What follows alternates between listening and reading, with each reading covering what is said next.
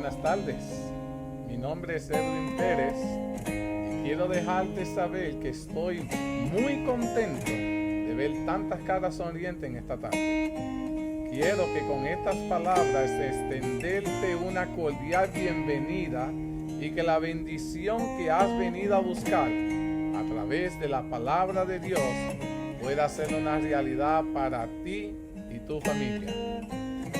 Si esta es la primera vez que te conectas, quiero ser el primero en extenderte una cálida bienvenida para ti y dejarte saber que es un placer tenerte en medio nuestro.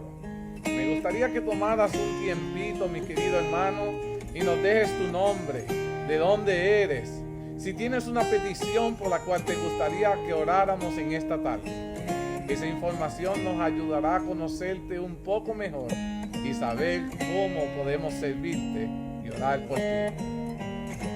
Dicho estas palabras, quiero que en este preciso momento preparemos nuestros corazones para el próximo segmento. Que el Señor me los bendiga grandemente a cada uno de ustedes. Oremos. Querido Padre, cuán agradecidos estamos que podemos estar el otro sábado conectados contigo. Queremos reservar este espacio en nuestros hogares y quererte decir que te amamos. Que estamos agradecidos de que tú seas nuestro Dios, que vela, cuida y protege de nosotros. Sabes cada una de nuestras necesidades y las suples conforme a tu divina y santa voluntad. Reconocemos que muchas veces no entendemos por qué suceden las cosas, pero en tu glorioso plan todo está sucediendo como tú así lo has permitido que sucediera, para que nosotros podamos entender y comprender las cosas. Ayúdanos hoy más que nunca, aunque no entendamos muchas de las cosas, podamos continuar confiando en ti, porque al final todo obra para bien. Instrúyenos en esta tarde, te abrimos nuestros hogares, nuestros corazones y queremos atesorar tus palabras. Nos hemos conectado para aprender más de ti y entendemos que de alguna manera en este estudio tú nos estás guiando, nos estás preparando y permite, Padre, que esta tarde no vaya a ser una excepción. Si de algún momento hay alguna necesidad que no ha sido cubierta en esta semana sobre cada uno de nuestros amigos oyentes, te pedimos que puedas ser conforme a tu divina voluntad, te puedas manifestar con cada uno de estos hermanos y hermanas y puedas suplirles esas necesidades. Muéstrate como su Dios, cuidador y protector. Todo esto te lo suplicamos y ya de antemano te lo agradecemos. En el nombre de Jesús. Amén. Queridos hermanos, continuamos estudiando el libro de Daniel. Ha sido un libro sumamente interesantísimo. Nos ha hecho conocer mucho de que nuestro Dios conoce la historia de este mundo. Conoce cada evento, cada detalle. Y aún así ha establecido un plan en el cual Dios quiere salvarte a ti y a mí. Nos ha dejado todas estas verdades reveladas en su palabra. Y lo que pide de ti y de mí, mis queridos hermanos, es que bajo la dirección del poder del Espíritu Santo nos dejemos guiar por Él, instruir por Él, prepararnos por Él para el evento que ha de suceder. Pero no hay nada de qué preocuparnos si hemos estado permitiendo que seas tú el que guíe nuestras vidas. La semana pasada estuvimos también estudiando en el libro de Daniel, capítulo 11, y estuvimos estudiando del versículo 20 al versículo 24. Y hoy vamos a estudiar del versículo 25. Vamos a comenzar y vamos a tratar de llegar al versículo 31. Pero vamos a hacer un resumen de hacia dónde nos quedamos la semana pasada y así poder continuar el marco histórico de todos los detalles que el libro de Daniel 11 está dándonos, demostrando que Dios sabía la historia, mis queridos hermanos. Y la historia solo confirma las profecías. En el versículo 20 de la semana pasada encontramos que Octavio llegó a ser el primer emperador romano y fue conocido como nosotros lo conocemos por Augusto César. Él se levantó en lugar de Julio César y fue aquel personaje que gobernó durante la época gloriosa de Roma tras someter todo el imperio griego. Y fue el que realizó los empadronamientos, que fueron los que condujeron a María y a José a Belén, donde nació Jesucristo. Todo eso lo hablamos la semana pasada. Hablamos también que Augusto César murió pacíficamente como un anciano, tal como la Biblia había mencionado que iba a pasar. En el versículo 21 de Daniel 11 nos mostró que Tiberio César fue aquel emperador romano despreciable que vino a reinar sorpresivamente en lugar de Augusto César. Y por una serie de circunstancias poco honorables, tomó el poder. En la primera parte del versículo 22 vimos las victorias de Tiberio César, y en la segunda parte de este versículo importante del libro de Daniel 11, la palabra de Dios nos revela el asesinato del Mesías, de Jesucristo. Y esto todo sucedió durante el reinado del vil Tiberio César. En el versículo 23 nos regresó al principio de lo que era la historia romana, nos mostró las estrategias romanas de cómo ellos llegaron a ser victoriosos, cómo lograron conquistar utilizando los pactos políticos y los engaños, no sé si se acuerdan de eso, y sobre todo cuando todavía eran un pueblo pequeño. Así lo hizo, entró en alianza de protección, aún con el mismo pueblo hebreo hizo alianza. Y esa alianza engañosa no duró mucho tiempo, porque Roma llegó a someter a Israel y más tarde destruyó a Israel por completo.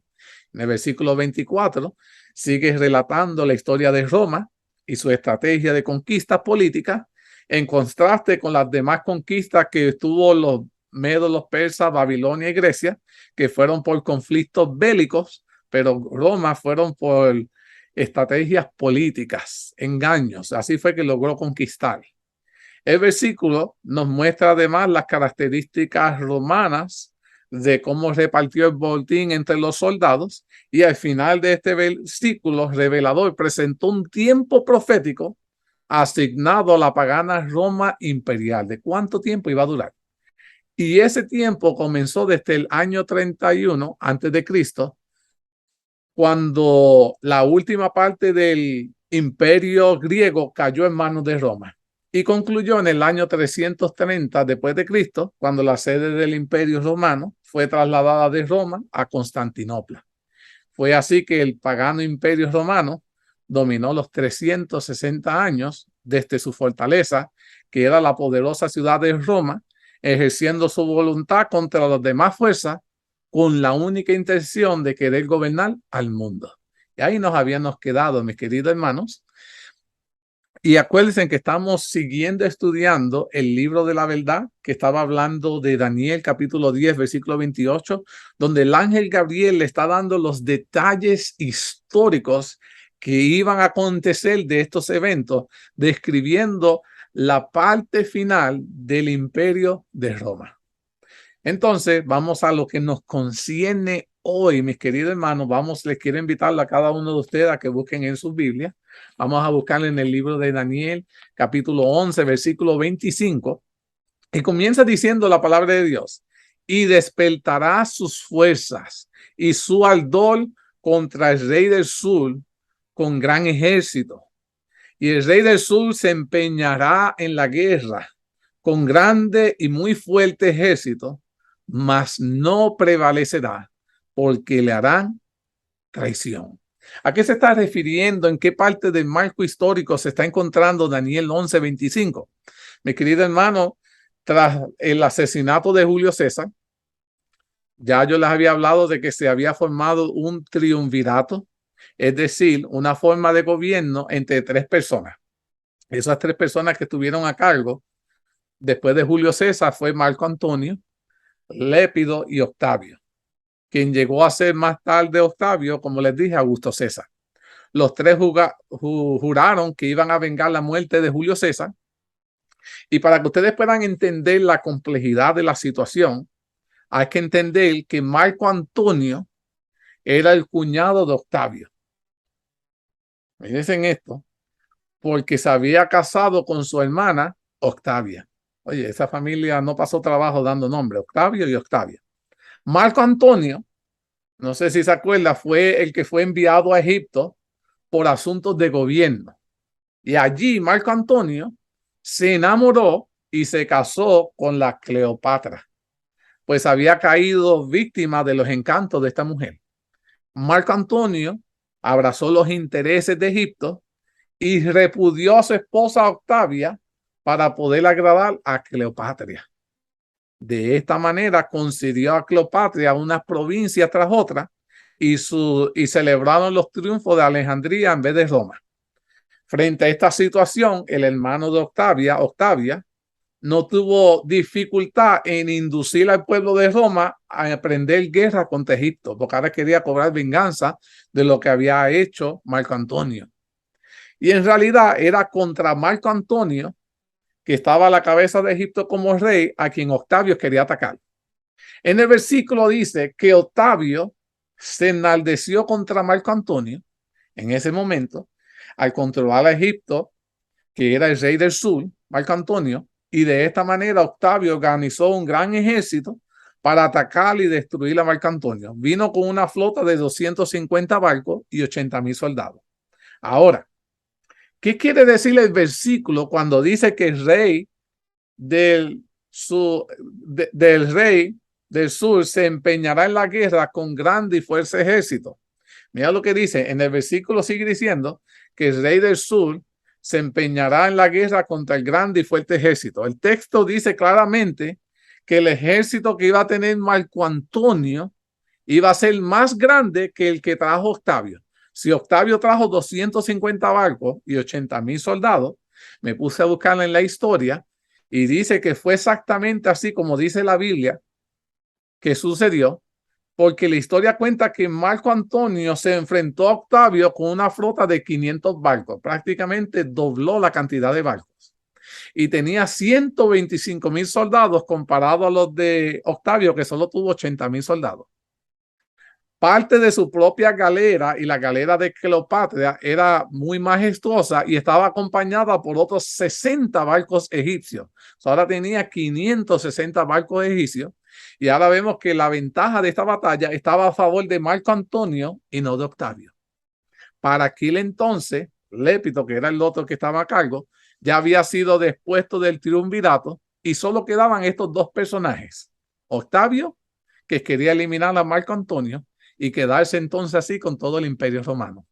La batalla en la cual se enfrentaron estos dos ejércitos romanos la pueden conseguir en el internet, en el libro de historia, y se llama la batalla de Asio, pues se peleó cerca de la ciudad de Asio.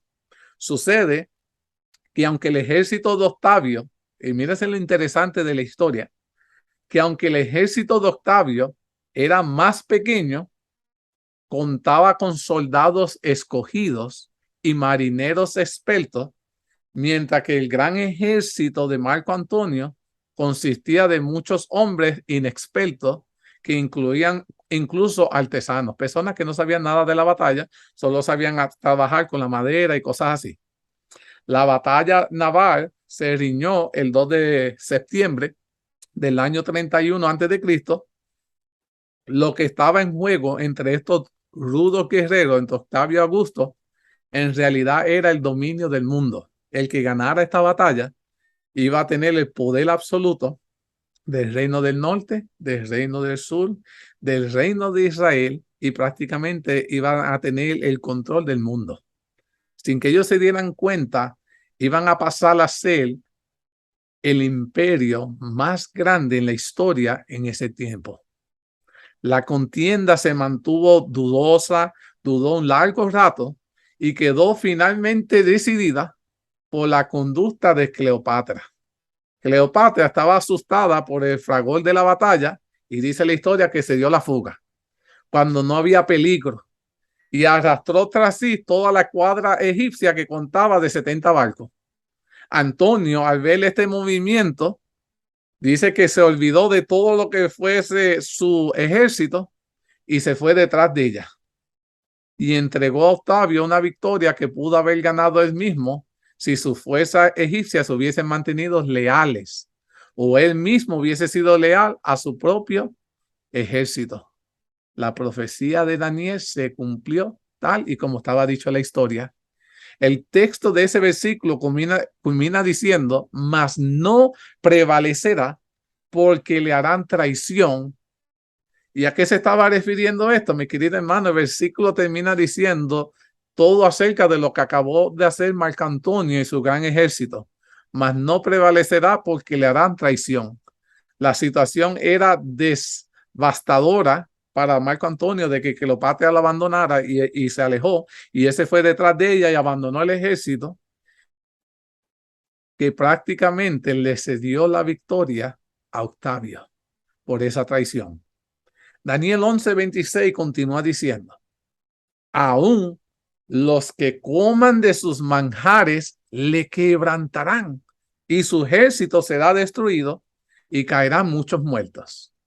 Y mira lo que continúa diciendo, porque esto es asombroso. Dice, todos abandonaron a Marco Antonio. Después de la traición que hizo Marco Antonio, que se puso a correr detrás de Cleopatra, el ejército no quiso seguirlo más a él. No solo sus aliados, incluso la historia quedó registrada que sus amigos que comían con él en sus banquetes no quisieron cuenta con él. Su flota naval fue destruida y sus fuerzas terrestres estaban disgustados por la presunción y la soberbia de Marco Antonio. Y viendo la posición en la que estaba, le traicionaron y se pasaron al lado de Octavio, quien los recibió con los brazos abiertos. Y sucede que cuando Antonio llegó a Libia, se encontró con las fuerzas que había dejado allí bajo Escarpio con el fin de custodiar la frontera, pero se había declarado ahora toda esa gente a favor de Octavio. También Egipto se había rendido y airado y desesperado, Marco Antonio, como un cobarde, lo único que hizo fue quitarse la vida. Y se cumplió así, mis queridos hermanos, la predicción del versículo que les dije, y no prevalecerá. Y iba a ser que traicionado. La palabra de Dios, mis queridos hermanos, cientos de años atrás, ya narrando estos eventos que iban a estar sucediendo bajo el imperio de Roma cuando iba a estar en su auge. Y todo esto es sorprendente. Mira lo que dice el versículo 27 del capítulo 11 de Daniel. Dice, el corazón de estos dos reyes será para hacer mal, y en una misma mesa hablarán mentira, mas no servirá de nada, porque el plazo aún no habrá llegado. ¿A qué se estaba refiriendo este texto? Querido hermano, la historia solo revela lo que Dios quiso decir. Este versículo profundiza un poco más la contienda que le estoy acabando de leer sobre Marco Antonio y Octavio. Recuerden que eran los tres que estaban a cargo. Marco Antonio y Octavio fueron los que quedaron últimos, quienes antes no solo habían sido aliados, sino también eran parientes. Porque acuérdense que Marco Antonio se había casado con la hermana de Octavio y finalmente llegaron a ser enemigos. Recuerde que Marco Antonio repudió a su primera esposa, que era Octavia, la hermana de Octavio, por casarse y enamorarse de Cleopatra en Egipto. A partir de cierto momento solo les cubría un disfraz de amistad porque los dos aspiraban por el dominio universal y maquinaban cómo iban a obtenerlo. Tal como describió los versículos, el corazón de estos dos reyes será para hacer mal. Aunque tenían una alianza, los dos estaban esperando la oportunidad para poder destruirse. Ambos, en otras palabras, en un sentido que quiero decirle, eran hipócritas, eran mentirosos. Y en una misma mesa hablaron mentiras. Tratarse hipócritamente en una misma mesa finalmente no sirvió de nada, pues llegaron a guerrear el uno con el otro y fue así que finalmente Octavio salió victorioso de esa disputa, como vimos en los versículos anteriores. Interesante, lo que significa que el plazo aún no habrá llegado. Y de eso quiero hablar más adelante. Pero quiero dejarles saber, mis queridos hermanos, algo interesante. Muchas veces tenemos que tener cuidado con quien nosotros hacemos alianza.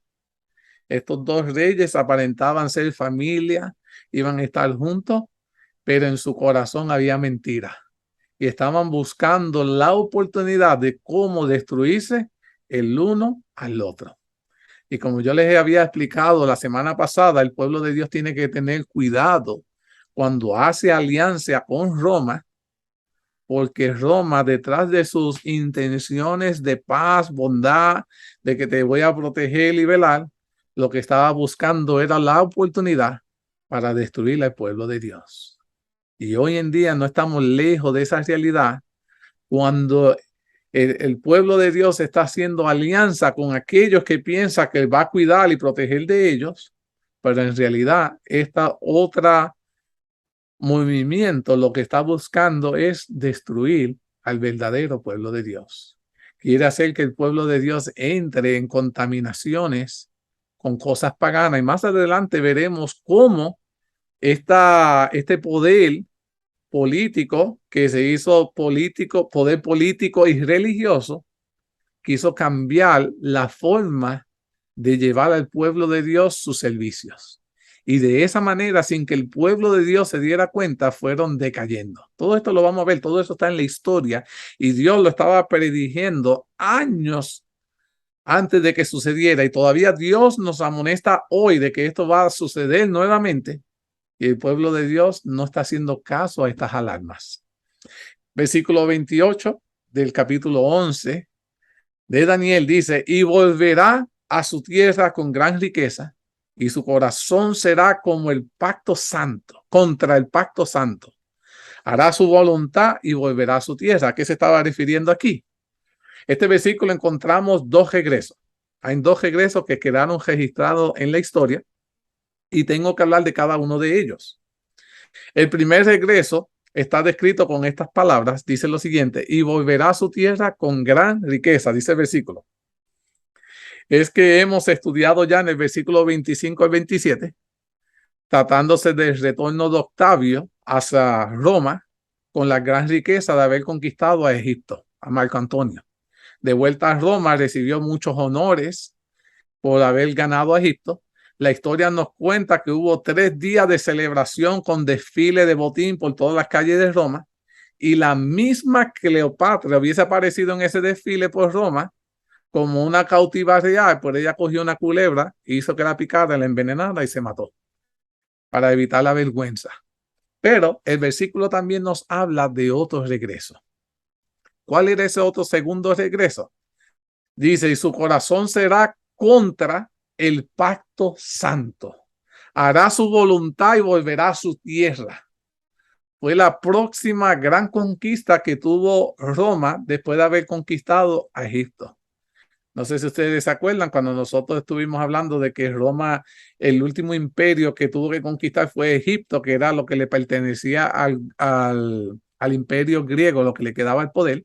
Y cuando Roma conquistó eso, se fue a atacar ¿a quién? Al pueblo de Dios, con el que había hecho alianza, con el que le había dicho, no, te vamos a proteger, te vamos a cuidar. Y ahora viene Roma a querer atacar al pueblo de Dios. En el versículo 16 del capítulo 11 de Daniel dice, y el que vendrá contra él hará su voluntad y no habrá quien lo pueda enfrentar y estará en la tierra gloriosa, la cual será consumida con su poder. Y habíamos hablado que la tierra gloriosa era el pueblo de Dios, de Israel, donde estaba sentada. Y que no, y dice, y la cual será consumida con su poder. Como sabemos, el pacto santo fue la descripción divina del santo pacto que Dios había establecido con el pueblo de Hebreo. Por lo tanto, la guerra contra el pacto santo fue la conquista de Judea y la destrucción de Jerusalén en el año 70 después de Cristo. Durante, mis queridos hermanos, fue destruido el templo y murieron 1.100.000 judíos, cayeron y 97.000 fueron prisioneros y se dispersó toda la nación hebrea. ¿A qué se estaba refiriendo aquí cuando se dice que su corazón será contra el pacto santo? Cuando leímos ese texto, Yo quiero que ustedes presten atención a estas palabras. Desde su corazón será contra el pacto santo. Las mismas palabras, en una descripción bastante parecida, fueron utilizadas en Daniel 11, versículo 12. No sé si se acuerdan cuando el rey Bartolomeo IV se llenó de ira contra la nación hebrea, matando a miles de ellos. Esa vez el versículo decía, se elevará su corazón y derribará muchos millares. La destrucción de Jerusalén era un evento terrible. El general Tito cuenta la historia que sitió la ciudad durante 5 meses.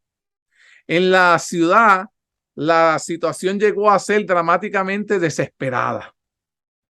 Ya no había comida y se desencadenó una terrible hambruna, durante la cual las personas llegaron al extremo, dice la palabra de Dios, de comerse a sus propios hijos, tal como las Sagradas Escrituras lo habían dicho.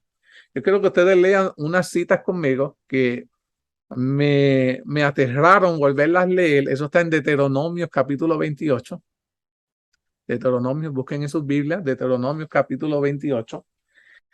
Y vamos a leer del versículo 52 al 57. Y dice la palabra de Dios lo siguiente: pondrán sitio a todas tus ciudades, hasta que caigan tus muros altos y fortificados, en que tú confías. En toda tu tierra sitiarás pues todas tus ciudades y toda la tierra del Señor tu Dios te hubiera dado. Y comerás el fruto de tu vientre, la carne de tus hijos y de tus hijas que el Señor tu Dios te dio, en el sitio y en el apuro con que te angustiará tu enemigo.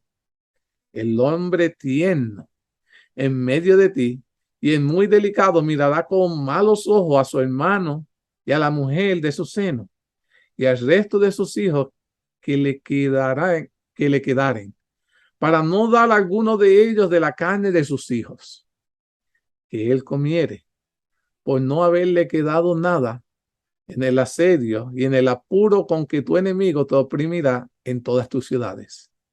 La tierna y la dedicada entre vosotros, que nunca la planta de sus pies intentaría sentar sobre la tierra, de pura delicadeza y ternura, mirará con malos ojos al marido de su seno y a su hijo y a su hija, el recién nacido que sale de entre sus pies, y a sus hijos que diera luz, pues los comerá ocultamente por la carencia de todo, y en el asedio y en el apuro con que tu enemigo te oprimirá en tus ciudades. Querido hermano, Jesús ya sabía todo esto con décadas de anticipación, pues era conocedor de las profecías de Deuteronomio.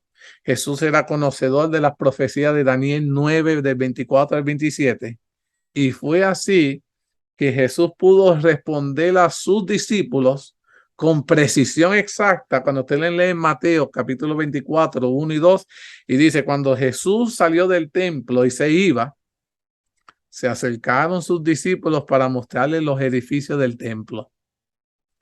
Respondiendo Jesús les dijo, ¿veis todo esto? De cierto os digo que no quedará aquí piedra sobre piedra que no sea derribada. La historia describe, mis queridos hermanos, la destrucción la destrucción del templo en el año 70 después de Cristo de esta manera. Y miren cómo quedó esto escrito en la historia. Dice, un soldado romano tomando una tea encendida y trepándose sobre los hombros de sus camaradas, la arrojó por una ventana al interior de la hermosa estructura. Esta no tardó en incendiarse, y los frenéticos esfuerzos de los judíos para apagar las llamas, a pesar de ser secundados por Tito mismo, fueron todos en vano. A ver que el templo iba a quedar destruido, Tito se precipitó al interior de él, arrebató el candelero, la mesa de los panes y el volumen de la ley que estaba envuelto en el tejido de oro, El candelero se depositó más tarde en el Templo de la Paz y lo reprodujeron en un arco donde se puede ver todavía su imagen mutilada. Cristo y las profecías habían definido claramente a Roma como el enemigo del pueblo de Dios.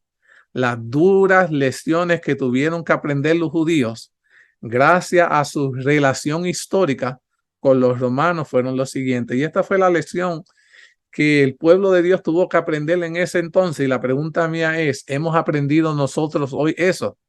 El pueblo de Dios aprendió que no hay que meterse con el enemigo. Y número 2, el que se somete a Roma será destruido. Todo cristiano que decide hacer alianza con el enemigo será destruido. La palabra de Dios dice que no podemos estar la sombra con la luz unidos. No podemos estar sirviendo a dos dioses en nuestros templos. Seremos destruidos si continuamos haciendo alianza con el enemigo. Y ahora puedo entrar al versículo 29, mis queridos hermanos. De aquí, del versículo 29 al 31, es cuando comienza a describir la Roma pagana e imperial, cómo se convierte en la Roma cristiana papal. Y esta parte, mis queridos hermanos, ojalá me pueda dar tiempo cubrirla, pero quiero que preste atención para que vea la mezcla de los errores que comenzó a hacer el pueblo cristiano cuando permitió que el paganismo entrara al cristianismo. Esto va a ser sumamente interesante, quiero que prestemos atención. Y dice lo siguiente, vamos a comenzar la leyenda del versículo 29. Y dice lo siguiente, dice, al tiempo señalado volverá el sur, mas no será la postrera venida como la primera. Aquí tiempo señalaba este versículo. El versículo nos habla de un tiempo señalado, en el cual Roma tendría que volver al sur. Acuérdense, cuando se habla del sur, era al reino de Egipto, pero con menos éxito que en su primera venida. El tiempo que está hablando aquí tiene que referirse a un tiempo profético que la misma profecía mencionó anteriormente. Y ciertamente tenemos que ir al versículo 24 para poder entender de qué estaba hablando, que decía un tiempo profético que fue asignado a Roma. Recuerden que la parte final, donde estudiamos el detalle del tiempo profético, representa a 360 años durante los cuales el imperio romano formó su designio desde su fortaleza, la ciudad de Roma, contra las demás fortalezas. Del versículo 25 al 27 va a estar describiendo el punto de partida de esta profecía de tiempo, que fue en el año 31 antes de Cristo, cuando Roma anexó la totalidad del imperio griego y gracias a la victoria a la batalla de Accio, en el versículo 27 decía que el plazo aún no había llegado, pudiendo referirse solamente al final de este tiempo profético. Pero ahora en el versículo 29 llegamos finalmente al tiempo señalado, es decir, al fin de los 360 años, en el año 330 después de Cristo, cuando la capital del Imperio Romano fue trasladada de Roma a Constantinopla. Todo esto es historia. Esa fecha marcó el comienzo de la decadencia del Imperio Romano de Occidente a Oriente y comenzó a declinar su supremacía que durante siglos mantenía indiscutible con puños de hierro. Cuando Roma pasó su imperio a Constantinopla, ahí comenzó a decaer su imperio. El versículo menciona que al final de aquel tiempo profético, Roma volvería al sur, mas no será la postrera venida como la primera. Y nada sería igual, pues esta postrera venida sería la última contra el sur. Este texto da a entender que el tiempo para Roma imperial estaría por terminarse y que estaría ahora en lo que nosotros llamamos en su fase final. Se anuncia la cercana transición de la Roma papal que se iba a dar su siguiente. Ahora iba a dejar de ser Roma imperial y ahora el poder iba a pasar a ser a la Roma papal. Y yo quiero que nosotros profundicemos en estos aspectos. La descripción dice la postrera venida. Al sur ya no será como la primera. Dice lo siguiente, recuerde que la primera venida al sur fue la exitosa conquista de Egipto mediante Octavio, de lo que acabamos de leer. Aparte de esta gran victoria, Roma tuvo otra serie de victorias durante su auge y su apogeo como imperio. Hay que mencionar esas grandes conquistas que tuvieron, pero Roma tenía éxito y retornaba con sus conquistas con botín y recibió grande gloria. Los versículos lo describen con todo su poder, pero ahora Roma, dice el versículo, ya no tiene ese éxito militar. La primera parte del versículo sigue diciendo, describiendo su decadencia, la caída progresiva relacionada a la postrera venida desastrosa. Y miren lo que dice Daniel 11, versículo 30, la primera parte, dice, porque vendrá contra él naves de Quitín, y él se contristará y volverá. ¿De qué está hablando esta primera parte del versículo? Ahora Roma vuelve sin victoria, sin botín y mucho menos sin gloria. La suerte del imperio romano ha cambiado. Dice, ahora se contristará. En otras traducciones de la Biblia dice, ahora se desanimará. Ahora volverá porque perdió contra esas naves de Quitín. Y en unos instantes vamos a ver el significado de esas naves de Quitín. Voy a hablar un poquito de eso, pero ahora quiero que entiendas esto. ¿Qué circunstancia llevó al imperio romano a una caída inevitable? ¿Qué cosas comenzaron a suceder en Roma que hizo que cayeran? Y durante el estudio de la historia de Roma me di tres cosas que sucedieron para que Roma cayera. Número uno, el imperio romano se dividió. Número dos, las invasiones de las tribus bárbaras, sobre todo las arianas, que vamos a discutirlas. Y número tres, que en esa, pero si me da el tiempo, si no la semana que viene tenemos que empezar con eso, la gran apostasía y la decadencia que obligó al mismo Dios a retirar su bendición y su protección. Cada una de estas circunstancias las encontramos descritas directa e indirectamente en estos versículos que vamos a estar estudiando. ¿Y en qué consistía esa división? Número uno, la división del imperio romano. Acuérdense que dice que sucede que el traslado de la sede imperial de Roma a Constantinopla, recuerda, cuando pasó a Constantinopla, eso marcó el comienzo de la caída. ¿Por qué? Porque el imperio se dividió. Se dividió en la Roma occidental y en la Roma oriental.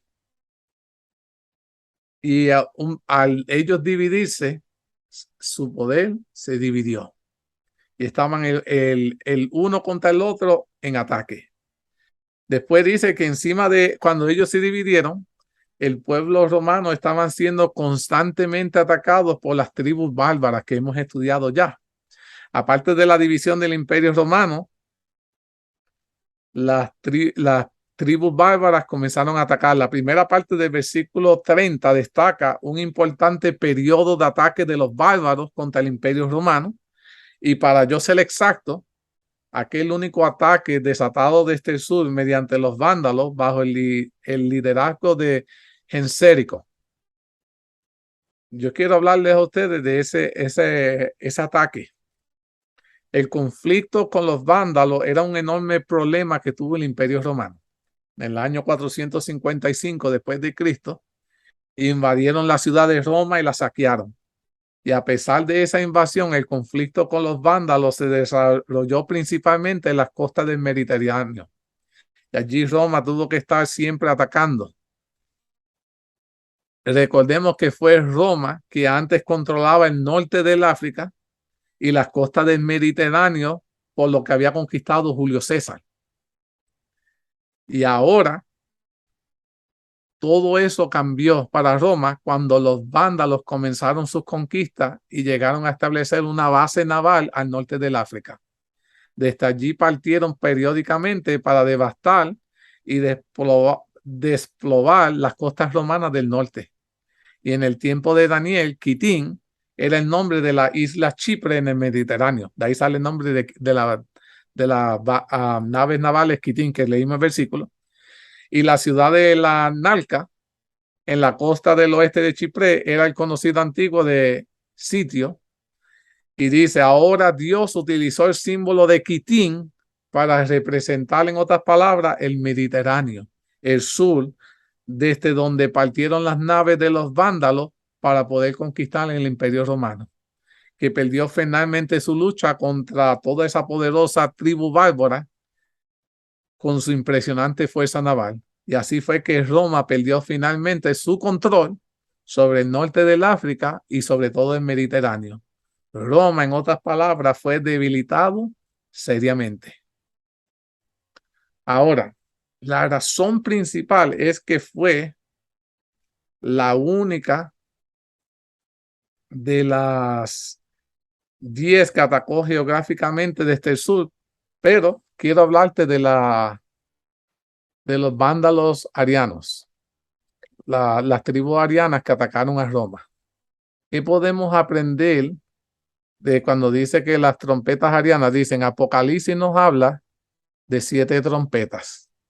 Las primeras 4 representan una serie de castigos, juicios y azotes divinos contra Roma mediante las tribus bárbaras hasta su caída al año 476 después de Cristo. Inicialmente todas las tribus bárbaras eran paganas, pero algunas de ellas se convirtieron a lo que nosotros llamamos arianismo.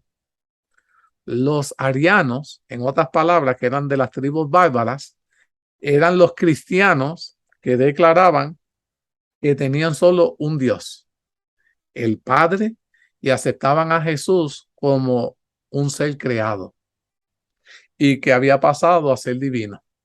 Además, ellos no se sometieron al catolicismo romano, sino más bien a la que ellos combatieron contra una herejía que estaba tratando de establecer Roma. Ya estamos viendo que los arianos, que eran tribus bárbaras, habían aceptado el mensaje de Jesucristo, en otras palabras, y se oponían al movimiento católico romano que querían ejercer su herejía sobre ellos, y ellos se oponieron. Lo significativo es el hecho de que las tribus bárbaras, representadas por las primeras 4 trompetas, 3 de ellas eran tribus arianas, en otras palabras, que habían aceptado a Jesucristo. ¿Quiénes fueron esas tribus? Los godos, los vándalos y los érulos, que conjuntamente pusieron fin a Roma en su primera fase pagana. Lo que los unía era su fe común, que los llevó a oponerse al obispo de Roma. Como ellos creían en Dios Padre, Hijo y Espíritu Santo, y que Jesús era el Hijo de Dios, se unieron para atacar al obispo de Roma al comienzo del surgimiento del papado. Pues los arianos se fueron considerados los enemigos de la Iglesia Católica Romana. Y quiero que recuerden que fueron justamente estos 3, que acuérdense que la Biblia habla de los 3 cuernos que fueron arrancados, fueron prácticamente los godos, los vándalos y los érulos. Fueron arrancados por Roma en su segunda fase papal, tal como lo habíamos estudiado en Daniel 7, versículos 8, 20 y 24. Estas trompetas sonaron e hicieron caer a la Roma pagana imperial. Ellos, cuando Roma era pagana imperial, ellos la vencieron. Pero luego, tras la transición a la Roma cristiana papal, estas trompetas fueron calladas por el Vaticano y fueron eliminadas. De esta manera, los versículos 29 y 30, que habla de los vándalos del sur, representa proféticamente todas las tribus bárbaras que se levantaron contra Roma, pero más específicamente se estaba hablando de las tribus arianas en su lucha contra el catolicismo romano. Y ahora pueden entender ustedes entonces cómo en la historia, por qué cuando habla de estos 3 cuernos fueron arrancados, por qué razón fueron arrancados, porque prácticamente se oponían a todo lo que la Iglesia Romana Católica estaba queriendo ejercer, de cambiar lo que ellos creían de un Dios, un Padre, un Hijo, un Espíritu Santo, y que Jesucristo era el Hijo de Dios. Y ellos se oponieron. Entonces Roma, al hacerse cristiana papal, en esa segunda fase pudo más que ellos y los destruyeron. Versículo de Daniel 11:30, la segunda parte dice, y se enojará contra el pacto santo y hará según su voluntad. Volverá pues y se entenderá con los que abandonen el santo pacto. ¿Qué significado tiene la segunda parte de este versículo? La segunda parte de este versículo, en otras palabras, nos revela aún más acerca de la decadencia romana, que la llevó finalmente a su caída, además de la transición de la Roma pagana a la Roma papal. Y ustedes tienen que recordarse que en el versículo 28 había aparecido casi la misma descripción. Su corazón será contra el pacto santo, hará su voluntad. Esa anterior vez se refirió a la fuerza del pagano imperio romano conquistando a Judea y destruyendo a Jerusalén y el templo bajo el general Trito del 70 después de Cristo. Y ahora nos encontramos en la segunda parte del versículo 30 con casi la misma descripción, y se enojará contra el pacto santo y hará según su voluntad. Como vamos a ver ahora a continuación, mi querido hermano, ahora es que se va a poner esto bueno.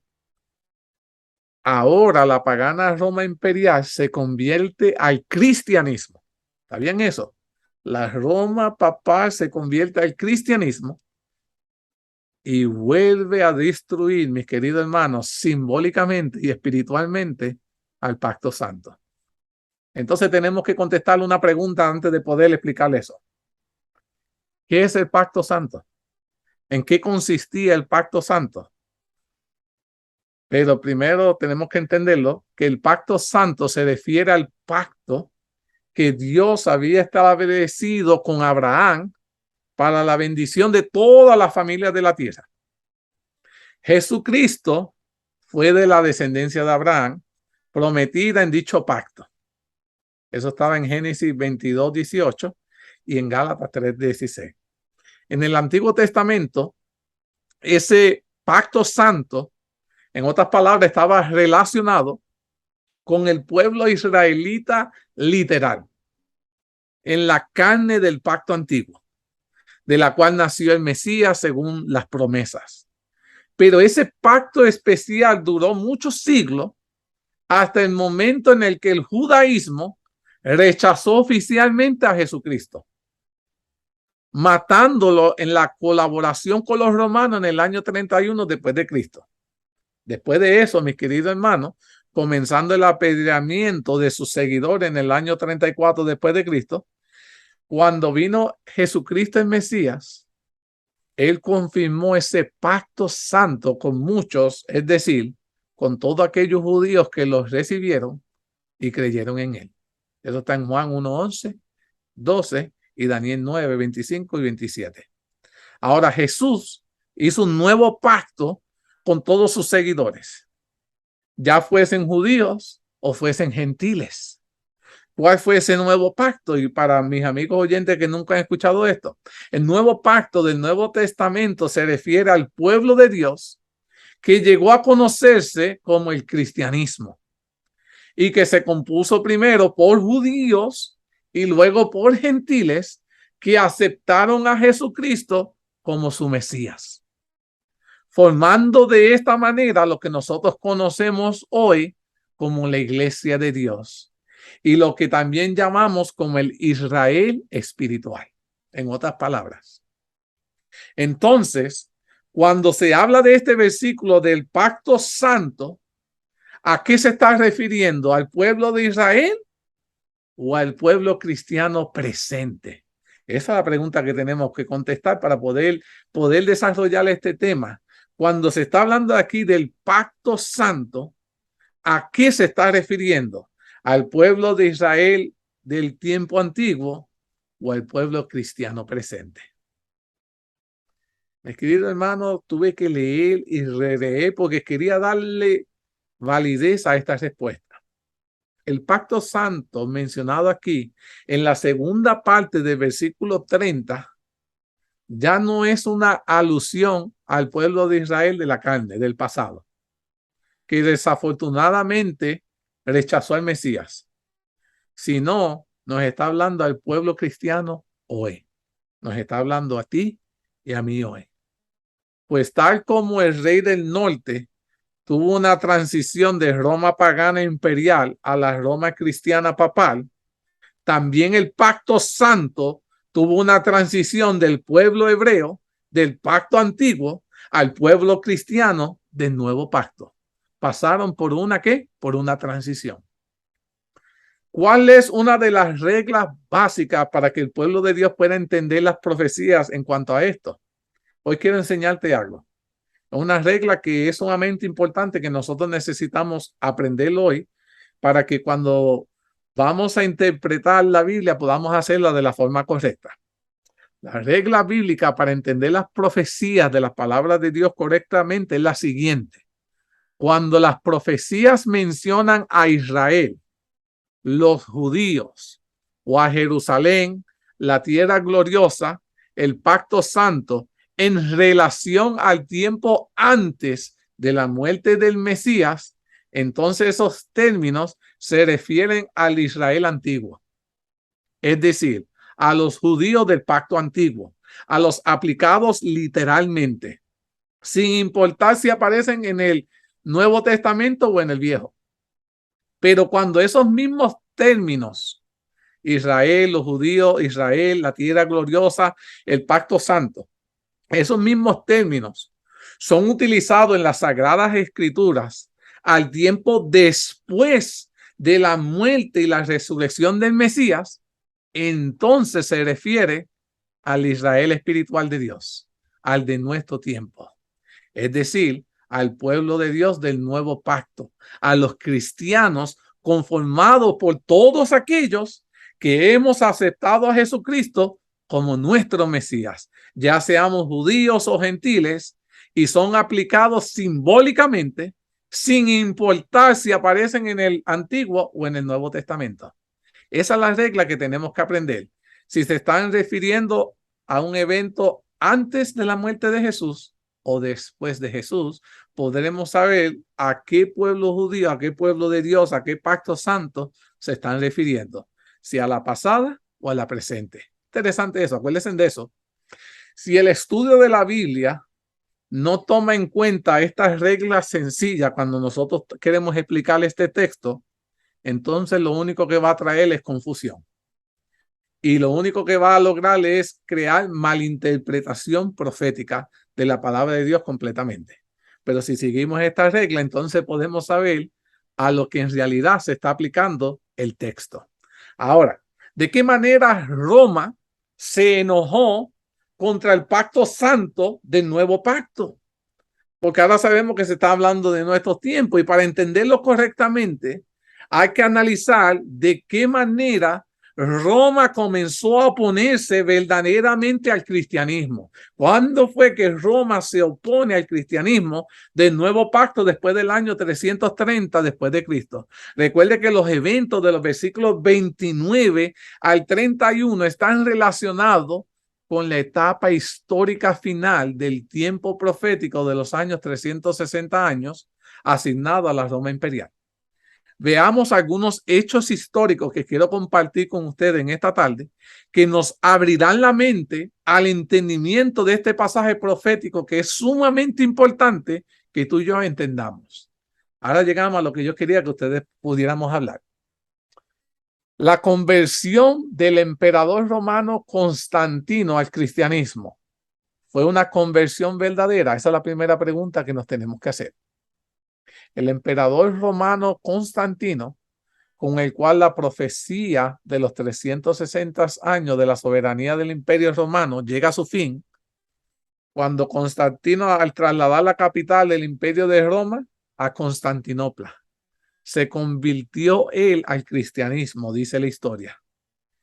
Como demuestra la historia, dice lo siguiente: su conversión, dicen los historiadores, esto no es bíblicamente, esto es lo que dice la gente de la historia en cuanto a la conversión de Constantino, dice, su conversión no fue sincera.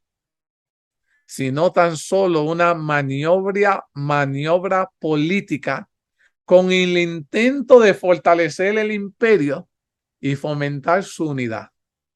Pues tras su supuesta conversión, siguió como máximo jefe pagano e hizo asesinar a algunos familiares.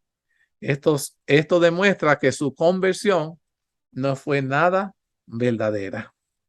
Mi querido hermano, no sé si su señal está ahí, pero tenemos que tener cuidado de las falsas conversiones que entran dentro de nuestros templos.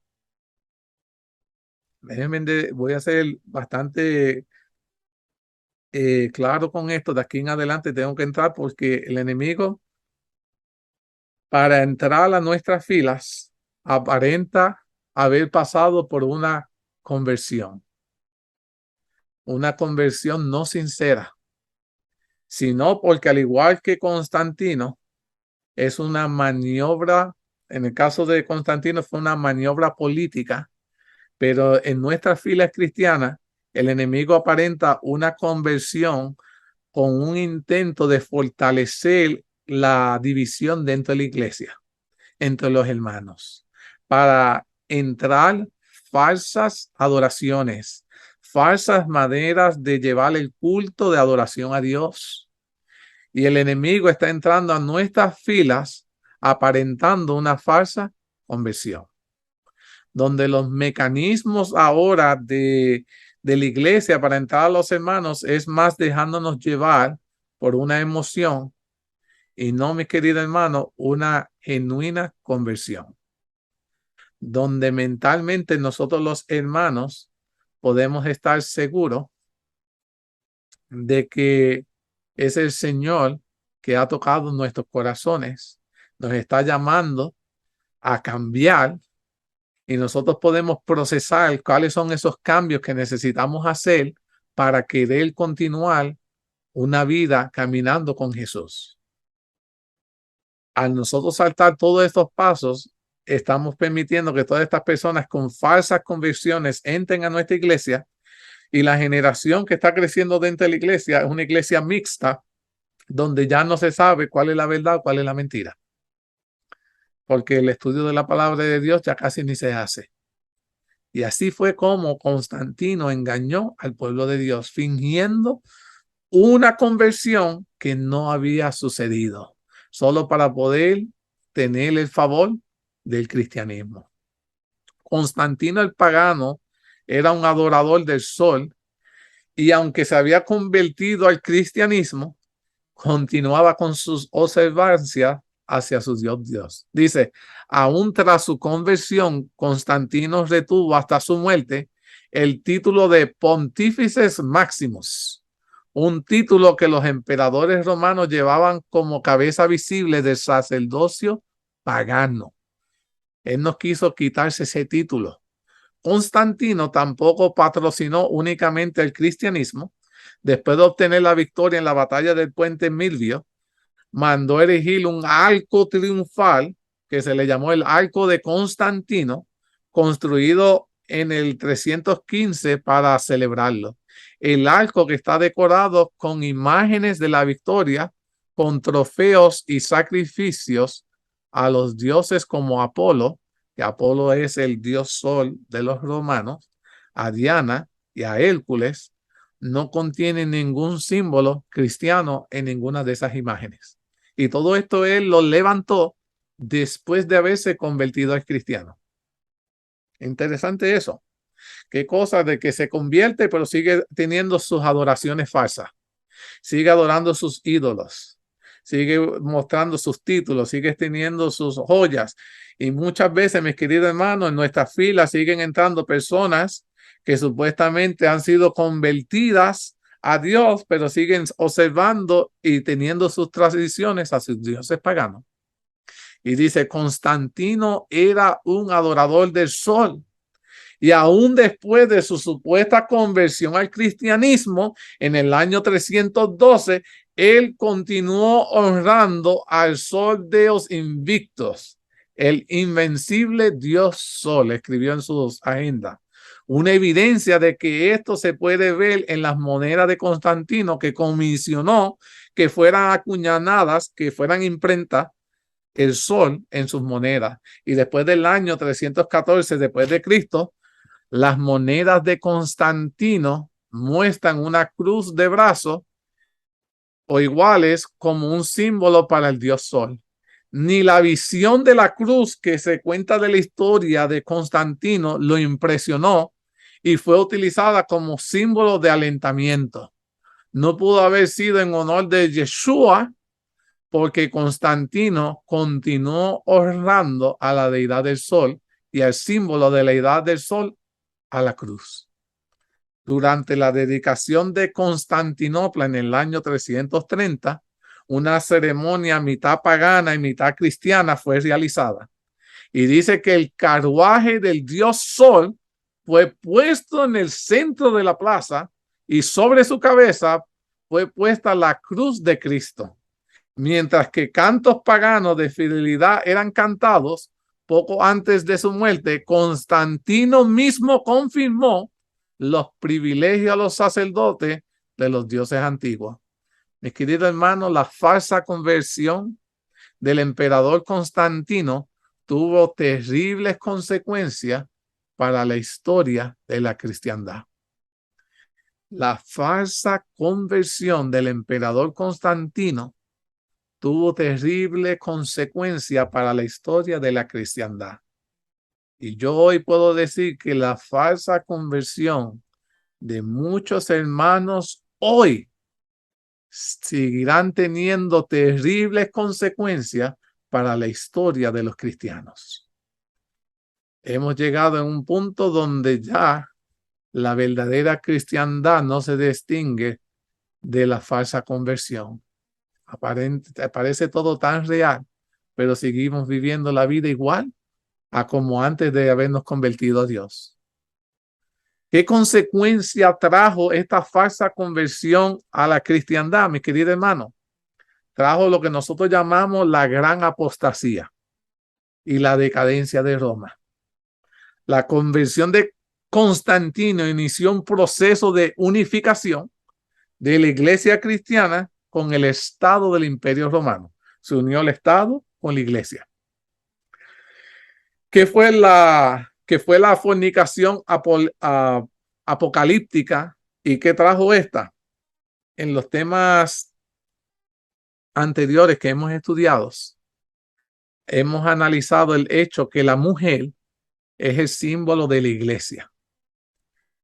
Y también hemos dicho que este símbolo de la mujer fornicó con los reyes de la tierra.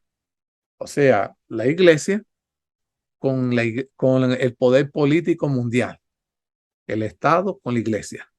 Para Dios, el marido simbólico, su iglesia le traicionó. Su iglesia le fue infiel, convirtiéndose, en otras palabras, en una gran ramera. En vez que busque su ayuda, la iglesia y el sostén en Dios, la iglesia lo abandonó. La iglesia tuvo relaciones ilícitas con otros, buscando los favores y los beneficios de las potencias temporales. El fruto de este amor prohibido fue un hijo bastardo que nació de la relación prohibida de la iglesia y el Estado. Y Pablo lo llama a este fruto el hijo de la perdición, tratándose de otra nada más y nada menos que el papado del Vaticano, que nació como consecuencia de la unificación de la iglesia, la religión, con el Estado, la política. Y es por eso que las Sagradas Escrituras lo llaman en las profecías de Apocalipsis 17 la gran ramera. Cuando el pagano imperio romano se convirtió al cristianismo, al unirse a la iglesia cristiana con el Estado romano, se cometió lo que se llama la fornicación apocalíptica. En el año 313 después de Cristo, el emperador romano Constantino reconoce oficialmente el cristianismo, confirmado mediante el edicto de Milán. Y en el año 380 después de Cristo se proclama el cristianismo como la religión oficial del Imperio Romano mediante el Edicto de Tesalónica. Interesante que Constantino fomentó un sincretismo entre cristianismo y paganismo. De esta manera, el cristianismo comenzó a asimilar mucho el paganismo, como por ejemplo la adoración de imágenes. Hay que destacar sobre todo el hecho que mediante Constantino, el pagano Día del Sol también fue introducido como un nuevo día de descanso al cristianismo apóstata. Constantino lo que estaba era uniendo lo pagano con lo cristiano. Y hoy en día, todo líder religioso que quiera mezclar lo pagano con los cristianos está haciendo que la iglesia caiga en una fornicación apocalíptica, mi querido hermano. Dios no nos ha pedido mezclar lo pagano con lo cristiano. La introducción del Día del Sol al cristianismo en el año 321, Constantino dio instrucciones para que los cristianos y los no cristianos debieran estar unidos en la observancia del venerable Día del Sol, que hacía referencia a lo esotérica adoración oriental al sol, que Aureliano había ayudado a introducir. Las monedas todavía llevaban los símbolos del culto del sol. Incluso cuando Constantino dedicó la nueva capital de Constantinopla, que se convertiría en la sede de la cristiandad bizantina durante un milenio. Lo hizo usando la diadema de los rayos del sol de Apolo. Mi querido hermano, de esta manera Roma impuso el día del sol de su pagano dios solar, Apolo, como el nuevo día de descanso al cristiano. ¿Cuál fue la señal de que la iglesia en ese momento ya estaba corrupta? ¿Y qué nos dice esto de nosotros hoy? Te quiero contar esto. El hecho de que los cristianos en general parecieran que hubiesen aceptado el domingo sobre el sábado es una señal de que tan corrupta la iglesia había llegado a estar. Concerniente a los objetivos de Constantino, el domingo era el día de Mitras, el dios sol. La enciclopedia católica hace eco de que Constantino intentaba promover no el cristianismo, sino la unidad a través de una adoración común hacia el dios sol Mitras. Por primera vez en la historia, mis queridos hermanos, el domingo fue declarado día de reposo. Hasta ese momento todos los cristianos habían guardado unánime el sábado. Interesante eso, mis queridos hermanos, que esto estaba diciendo al nivel corrupto que había llegado a la iglesia al aceptar algo que contradice un mandato de Dios. Y hoy en día que hemos permitido que muchas cosas en nuestras iglesias se estén mezclando, cuando se formulen leyes que nos obliguen a observar el día que el Señor no ha establecido, no se sorprendan de ver que muchas personas lo acepten, porque lo único que esto nos va a llevar a decirle es la corrupción tan grande a la que ha llegado nuestras iglesias, porque no hemos permitido que el Espíritu de Dios sea el que nos dirija nuestras vidas, que vivamos bajo un así dice Jehová y no los hombres. La historia quedó registrada, los hechos del pueblo de Dios. Fue el 7 de marzo del año 321 después de Cristo, cuando Roma, mediante Constantino, emitió la primera ley dominical, que en realidad era una ley imponiendo a los cristianos el día del sol, el dios sol, porque la palabra domingo para designar un día de reposo aún no existía. Y mira lo que dice la ley que se escribió para ese entonces. Dice que todos los jueces y todos los habitantes de la ciudad y todos los mercaderes y artesanos descansen el venerable día del sol. Empero que los labradores atiendan con plena libertad al cultivo de los campos, ya que acontece a menudo que ningún otro día es tan adecuado para la siembra del grano o para plantar la viña. De aquí que no se deba dejar pasar el tiempo favorable concedido por el cielo. Y en el diccionario enciclopédico dice: una ley posterior al año 425 prohibió la celebración de toda clase de representaciones teatrales y finalmente en el siglo VIII se aplicaron en todo su rigor al domingo cristiano las provisiones del sábado judaico. En el año 321, como le dije, después de Cristo, el emperador romano Constantino emitió la primera ley cristiana respecto al día de reposo. Estableció ahora el primer día de la semana, el pagano día sol, como el día venerable para la cristiandad que debe ser observado. En el año 364 después de Cristo se dio lo que se llamó el Concilio de la Odisea, en la cual se incluía en el canon 29 en no descansar el día del sábado. En el año 388 después de Cristo, la historia queda registrada que el emperador romano Teodosio cambia el nombre del día del sol al domingo para que no suene tan pagano y así los cristianos pudieran asimilarlo. Y en el año 451 después de Cristo, el concilio de la Calcedonia aprobó el canon del concilio de la Odisea en el año 364 después de Cristo, haciendo de este un canon ecuménico. El versículo que estamos estudiando dice en relación al enojo de Roma contra el pacto santo que hará según su voluntad. ¿Qué hicieron según su voluntad? Al hacer del cristianismo la religión oficial de su imperio y al imponer su día del sol como día de descanso obligatorio para todos, Roma hizo según su voluntad y no según la voluntad de Dios. Cuando Roma era pagana, crecía y prosperaba durante siglos, pues no tenía la luz de la verdad de la palabra de Dios.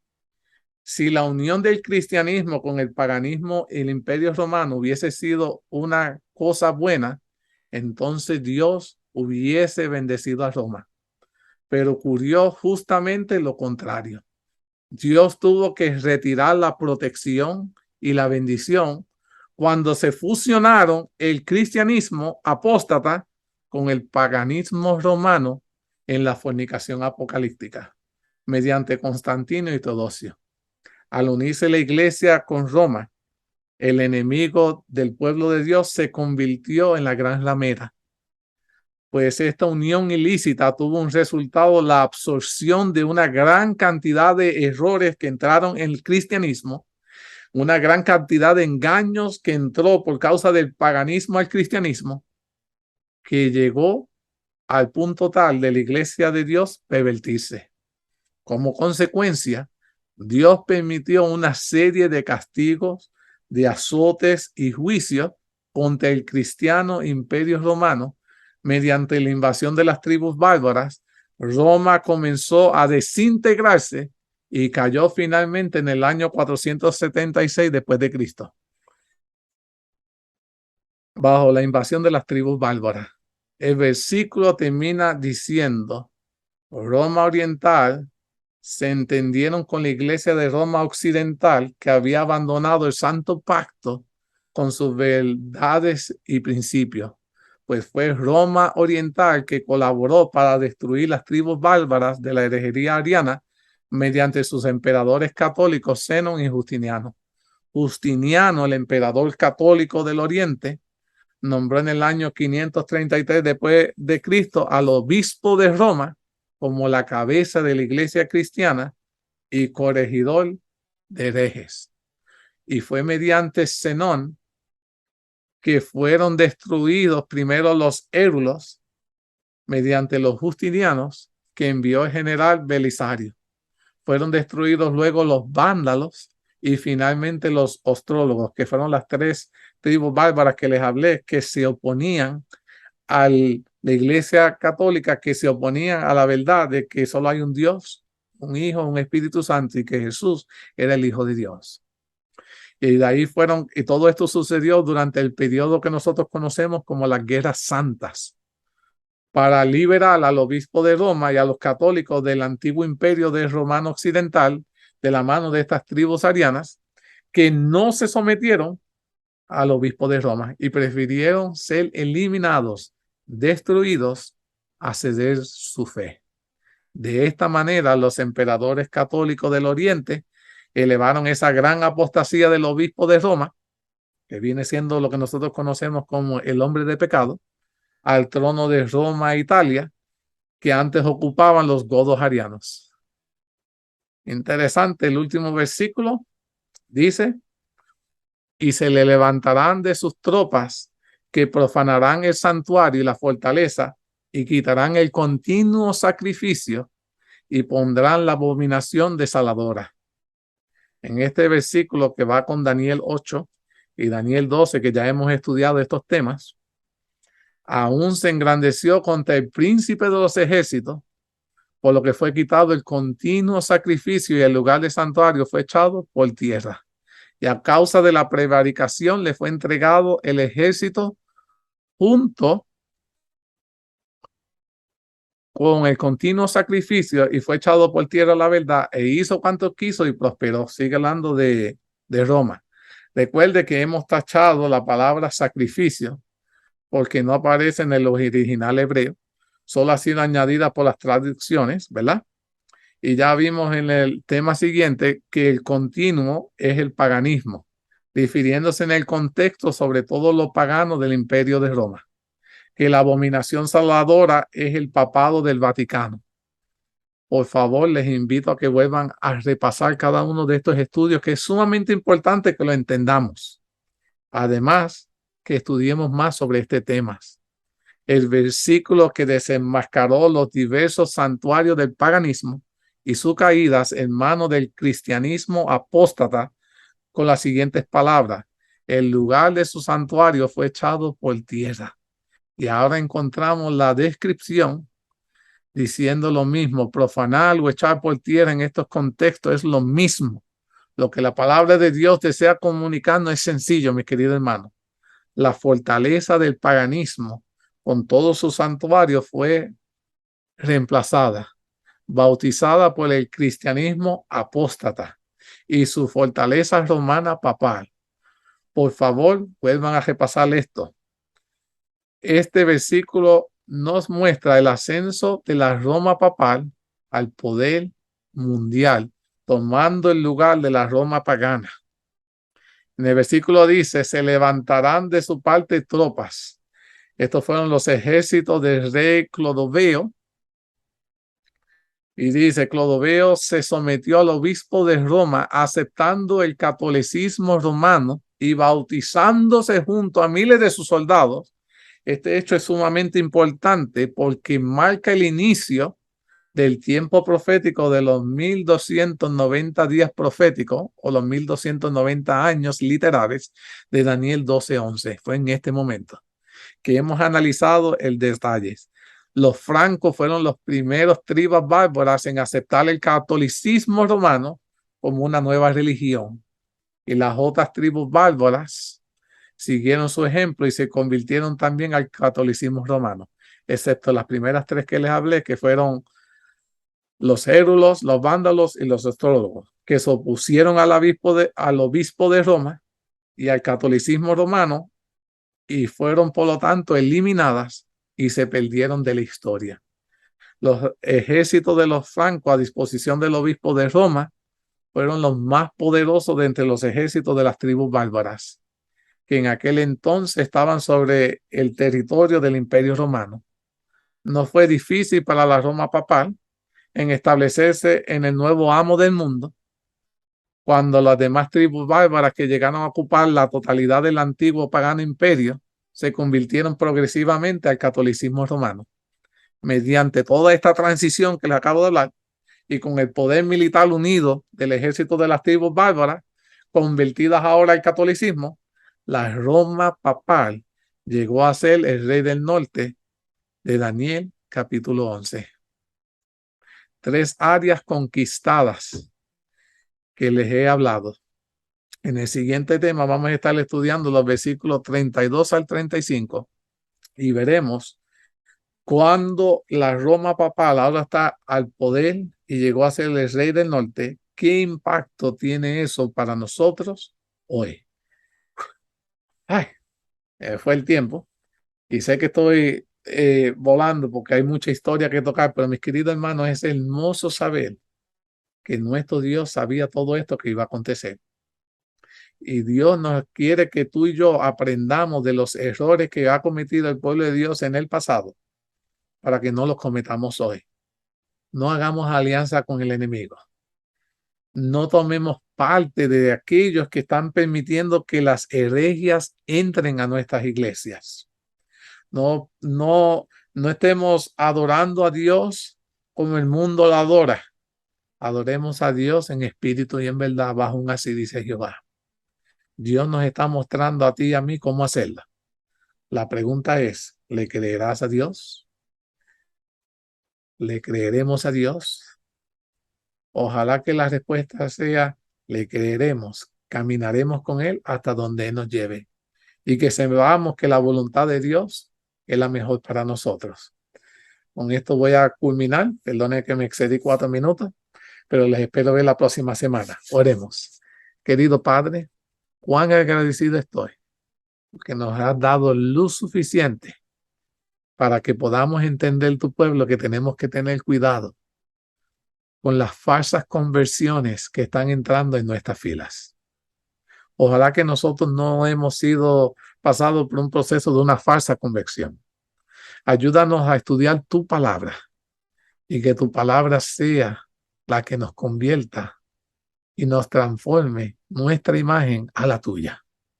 Que la gente ya no nos vea a nosotros, sino que puedan verte a ti en nosotros.